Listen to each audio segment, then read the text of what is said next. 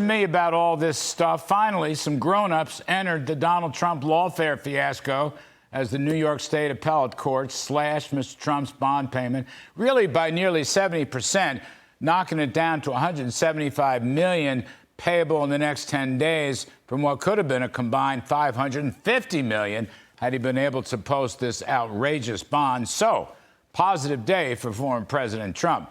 The grown-ups emerged just hours before the crazy people, New York AG Letitia James and Democratic Club House hack Judge Arthur Engoron would have had their way.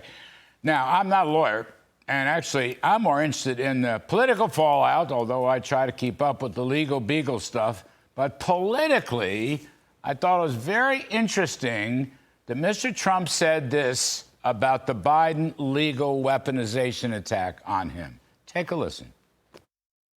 And I think so far it's backfiring because the people of this country understand it. It's backfiring.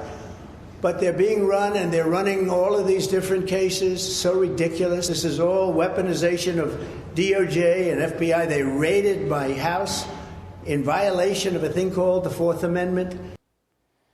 So, actually, Biden's attempt to throw Trump in jail for 700 years and take all his cash and businesses away is blowing up in Biden's face, as Mr. Trump suggested. Now, look, a new poll by McLaughlin and Associates showed a clear majority of 56% believe Joe Biden is looking to win the 2024 election by jailing his opponent, Donald Trump. 56%, while only 30% said no. Independents agreed by a margin of 50 to 33%. Seeking jail for Trump for political reasons, the poll surveyed 1,000 likely voters between March 9th and 14th. Those are likely voters, very important. It also showed Trump with a 6-point lead over Biden right now, 49 to 43. Now, another political point. I think it's important that during Mr. Trump's press conference outside the courtroom today, even though he blasted the lawfare crusade from Biden and James and Engoron, he also injected key issues messaging. Take a listen. We're going to get our country back. That's what's going to happen. November 5th, I believe, will be the most important day in the history of our country. We'll get these people out of there, and we'll seal up the borders, and we'll, as I say, drill, baby, drill. We'll be drilling. We'll get energy costs down. We'll get rid of the ridiculous electric car mandate, so nobody's ever heard of anything so foolish and so stupid. And we'll bring crime back to law and order. All right, so you heard these are very important issues.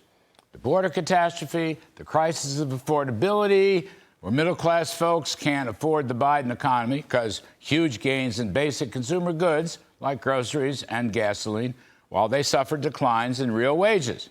And Mr. Trump reminds folks of this when he talks about drill, baby, drill, and the ridiculous electric car mandate, where people are sick and tired of having Washington bureaucrats tell them what to buy or not to buy, denying their freedom and consumer choice, and trying to jam these regulatory decisions down their throats.